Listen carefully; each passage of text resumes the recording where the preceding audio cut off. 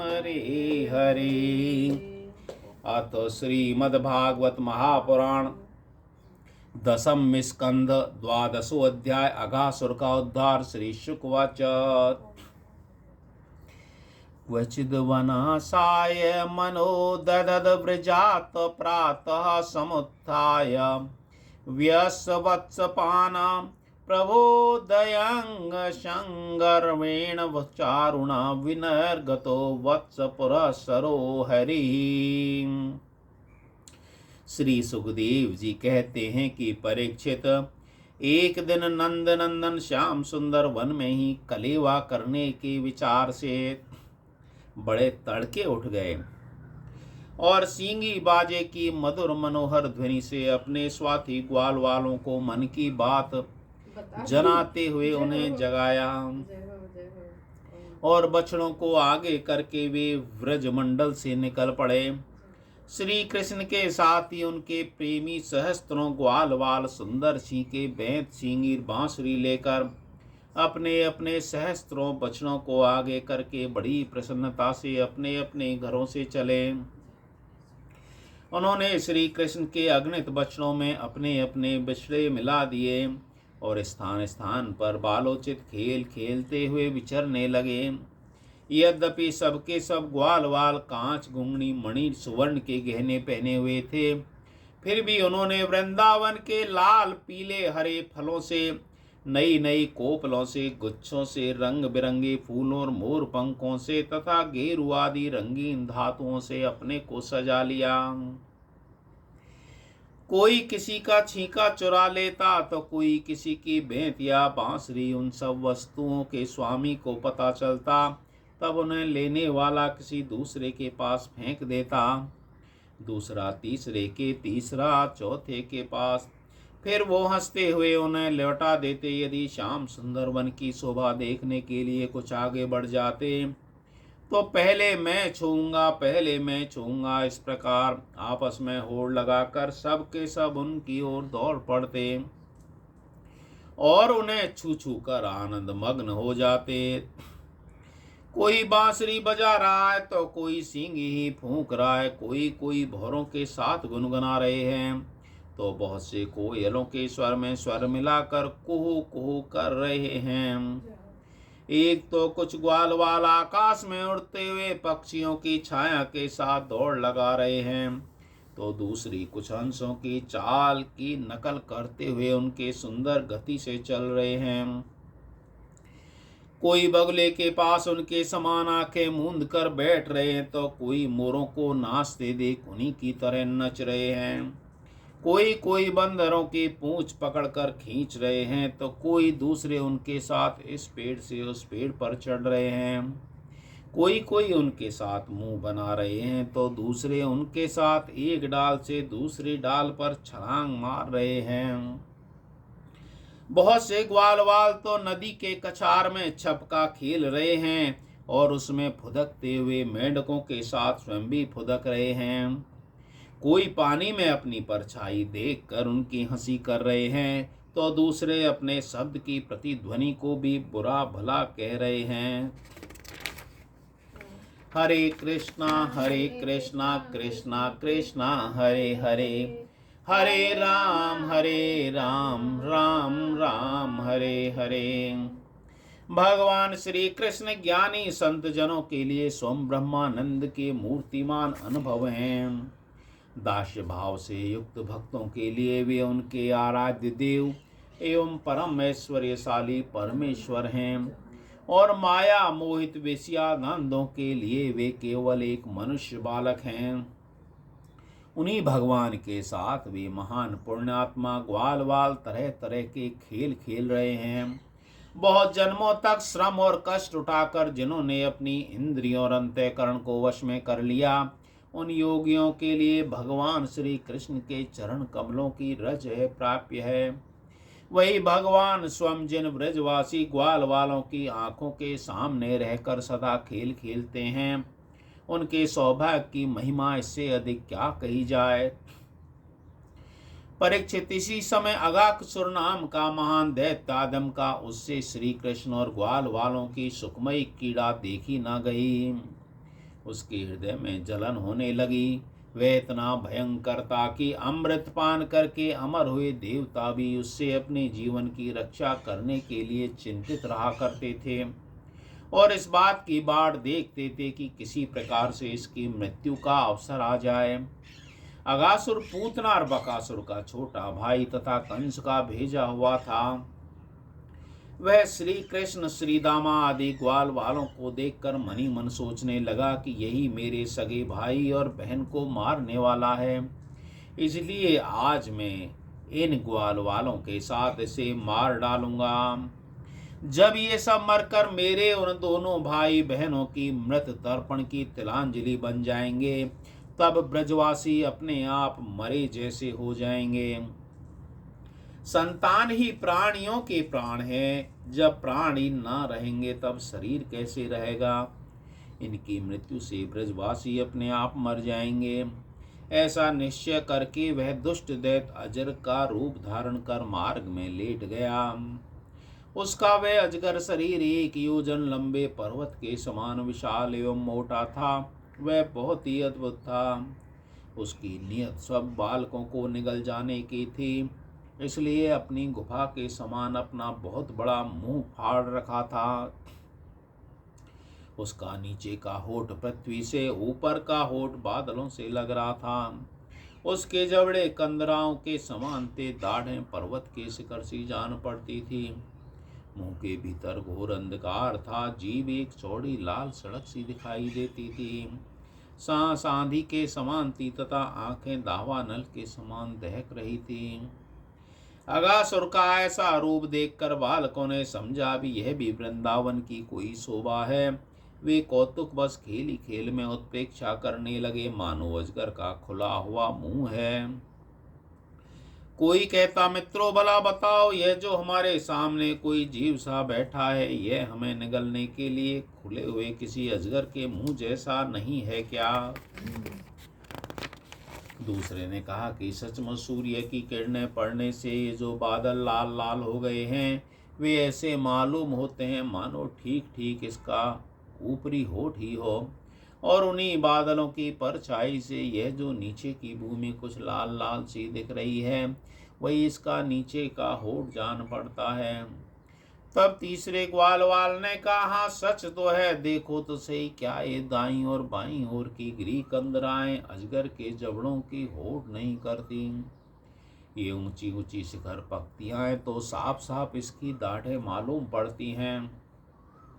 चौथे ने कहा, अरे भाई, ये लंबी चौड़ी सड़क तो ठीक अजगर की जीभ सरी की मालूम पड़ती है, और इन गिरी श्रृंगों के बीच का अहंकार तो उसके मुंह के भीतरी भाग को भी मात करता है।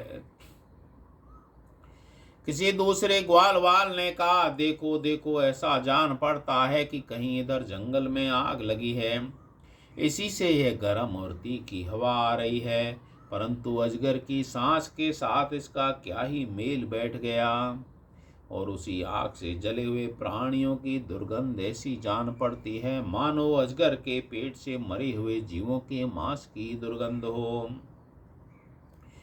तब उन्हीं में से एक ने कहा, यदि हम लोग इसके मुंह में घुस जाएं तो क्या यह हमें निगल जाएगा? अजी यह क्या निगलेगा? कहीं ऐसा करने की ढिठाई की तो एक क्षण में यह बकासुर के समान नष्ट हो जाएगा। हमारा यह कन्हैया इसको छोड़ेगा थोड़ी ही। इस प्रकार कहते हुए वे ग्वालवाल बकासुर को मारने वाले श्री कृष्ण का सुंदर मुख देखते देखते ताली पीट पीट कर हंसते हुए अगासुर के मुंह में घुस गए। उन अनजान बच्चों की आपस में की हुई भ्रमपूर्ण बातें सुनकर भगवान श्री कृष्ण ने सोचा, अरे इन्हें तो सच्चा सर्प भी झूठा प्रतीत होता है। परीक्षित भगवान श्री कृष्ण जान गए कि यह राक्षस है, भला उनसे क्या छिपा रहता। वे तो समस्त प्राणियों के हृदय में ही निवास करते हैं। तब उन्होंने यह निश्चय किया कि अपने सखा ग्वाल वालों के उनमें मुंह में जाने से बचा लें। भगवान इस प्रकार सोच ही रहे थे कि सबके सब ग्वाल वाल बछड़ों के साथ उस असुर के पेट में चले गए। परंतु अगासुर ने अभी उन्हें निगला नहीं। इसका कारण यह था कि अगासुर अपने भाई बकासुर और बहन पूतना के वध की याद करके इस बात की बाट देख रहा था कि उसको मारने वाले श्री कृष्ण मुंह में आ जाएं, तब सबको एक साथ ही निगल जाऊं। भगवान श्री कृष्ण सबको अभय देने वाले हैं।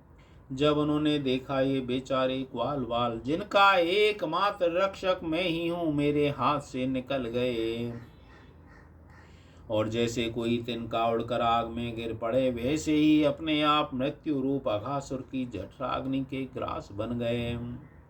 तब देव की इस विचित्र लीला पर भगवान को बड़ा विस्मय हुआ। उनका हृदय दया से द्रवित हो गया। वे सोचने लगे कि अब मुझे क्या करना चाहिए। ऐसा कौन सा उपाय है जिससे इस दुष्ट की मृत्यु भी हो जाए और इन संत सभा भोले भोले बालकों की हत्या भी ना हो। ये दोनों काम कैसे हो सकते हैं?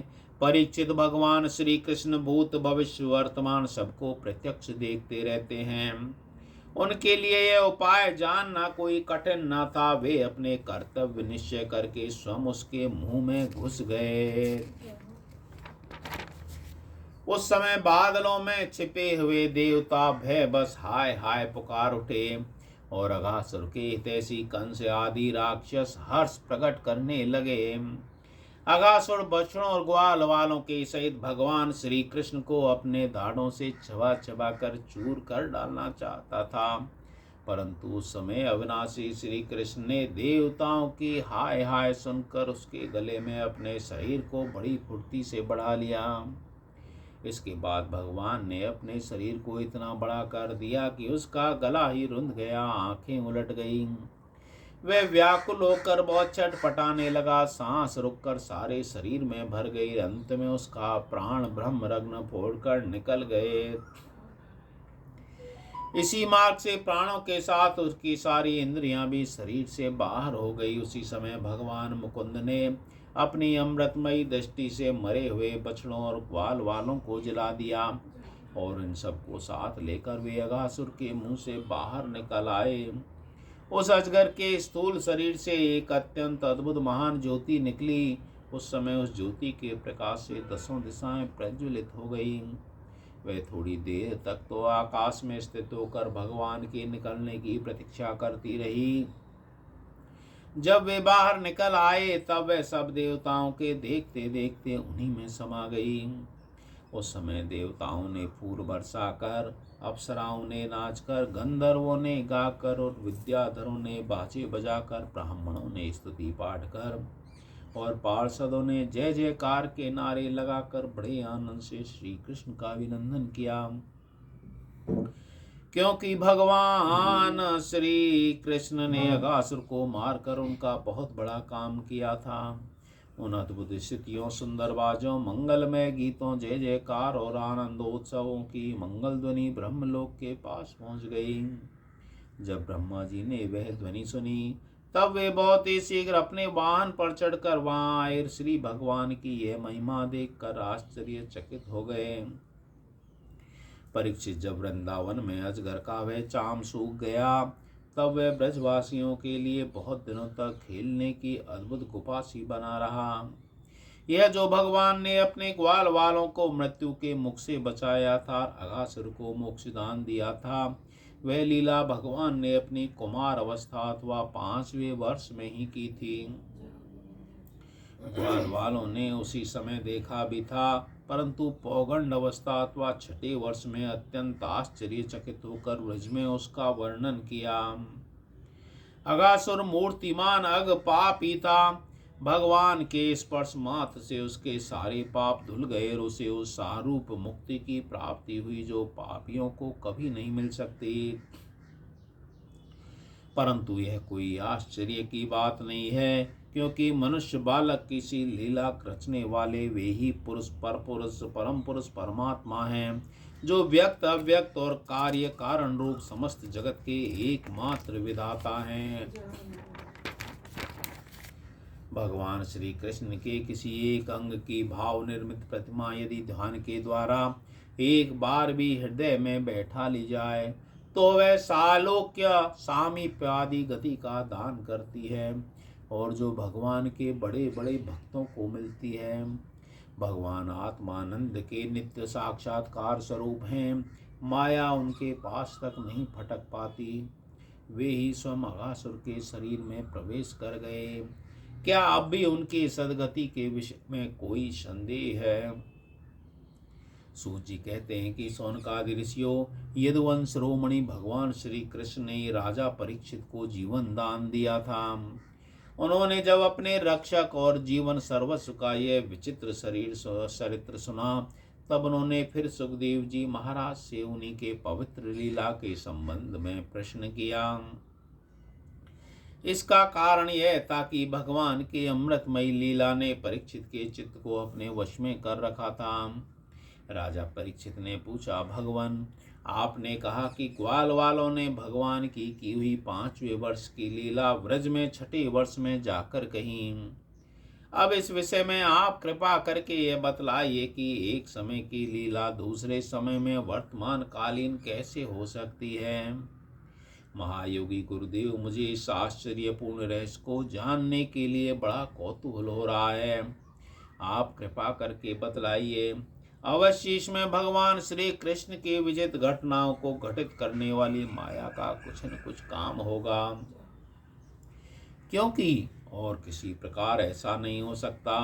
गुरुदेव, यद्यपि क्षत्रियोचित धर्म ब्राह्मण सेवा के विमुख होने के कारण मैं अपराधी नाम मात्र का क्षत्रिय हूँ, तथापि हमारा अहोभाग्य है कि हम आपके मुखारविंद से निरंतर झरते हुए परम पवित्र मधुमेह श्री कृष्ण लीलामृत का बार बार पान कर रहे हैं। सूत जी कहते हैं कि भगवान के परम प्रेमी भक्तों में श्रेष्ठ सौनक जी, जब राजा परीक्षित ने इस प्रकार प्रश्न किया, तब श्री सुखदेव जी को भगवान की वह लीला स्मरण हो आई और उनकी समस्त इंद्रियां तथा अंतःकरण विवश होकर भगवान की नित्य लीला में खिंच गए। कुछ समय के बाद धीरे धीरे श्रम और कष्ट से उन्हें ब्रह्म ज्ञान हुआ। तब वे परीक्षित से भगवान की लीला का वर्णन करने लगे। इति श्रीमद्भागवत महापुराणे परमहंस्यां संहितायां 10वें स्कंद पूर्वार्धे 12वां अध्याय। बोलो श्री कृष्ण चंद्र भगवान की जय। गोविंद हरे मुरारी, हे नाथ नारायण वासुदेवा। हरे कृष्णा